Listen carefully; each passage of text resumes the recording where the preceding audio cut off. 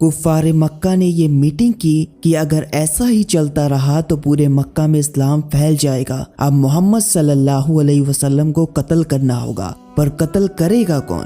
इस पर हजरत उमर इब्न अल-खत्ताब रज़ियल्लाहु ताला अन्हु ने कहा, मैं कत्ल करूंगा मोहम्मद को। आपने तलवार ली और निकल गए अल्लाह के रसूल को कत्ल करने। पर रास्ते में ही एक सहाबा से आपकी मुलाकात हो गई। उन्होंने पूछा, कहाँ जा रहे हो उमर?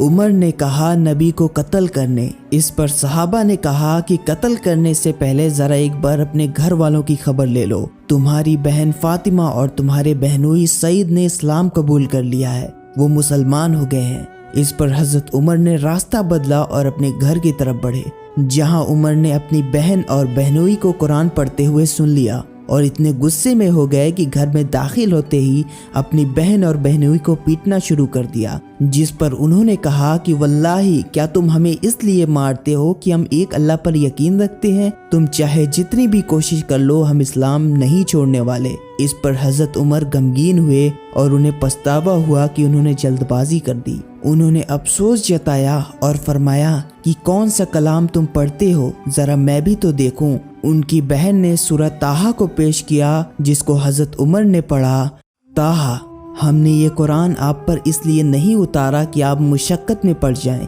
बल्कि उस शख्स की नसीहत के लिए जो अल्लाह ताला से डरता है।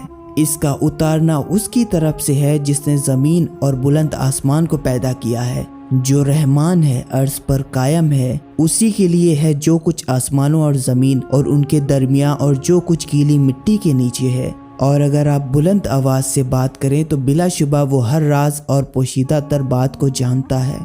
वही अल्लाह ताला है जिसके सिवा कोई माबूद नहीं, बेहतरीन नाम उसी के हैं। हज़रत उमर ने जब ये पढ़ा तो उनको एहसास हुआ कि ये कितना खूबसूरत पैगाम है। ये पैगाम इंसान को बांटता नहीं बल्कि इंसान को एक करता है। वल्लाही ये पैगाम सच्चे खुदा का है। आपने कहा, मैं जा रहा हूँ मोहम्मद सल्लल्लाहु अलैहि वसल्लम के पास इस दीन को कबूल करने, और इसी तरह आपने इस्लाम को कबूल किया। जो इंसान नबी को कत्ल करने के लिए निकला, अल्लाह ने कुरान के ज़रिए उसके दिल को नर्म किया। जो कत्ल करना चाहता था वही नबी का सबसे ज़्यादा आशिक हुआ।